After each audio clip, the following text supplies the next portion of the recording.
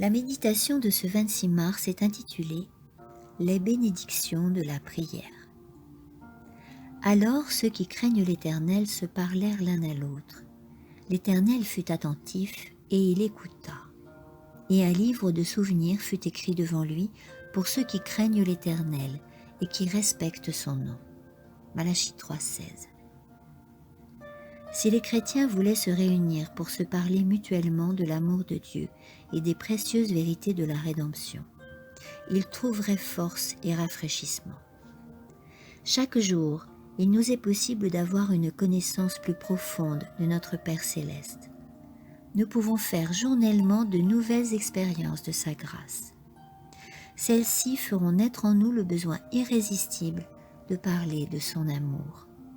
Et ces récits même réchaufferont et stimuleront nos cœurs.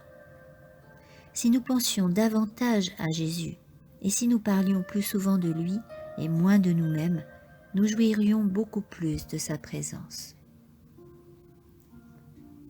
Que de petits groupes se retrouvent tôt le matin, le midi ou le soir pour étudier la Bible.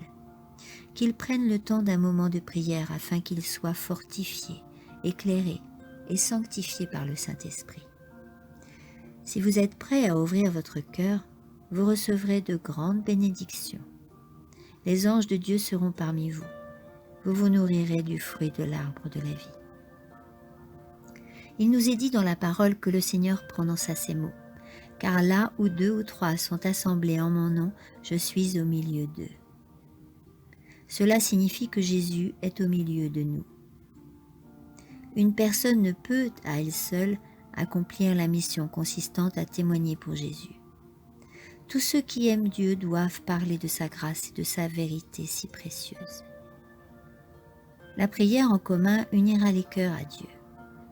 Confesser le Christ ouvertement en révélant un caractère d'où émane sa douceur, son humilité et son amour, en attirera d'autres à la beauté de la sainteté.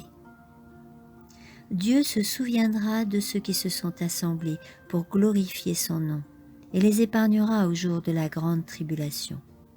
Ils seront considérés à ses yeux comme des joyaux précieux. Ce n'est pas en vain que l'on sert Dieu. Une récompense d'une valeur inestimable est promise à ceux qui consacrent leur vie à son service. Amen.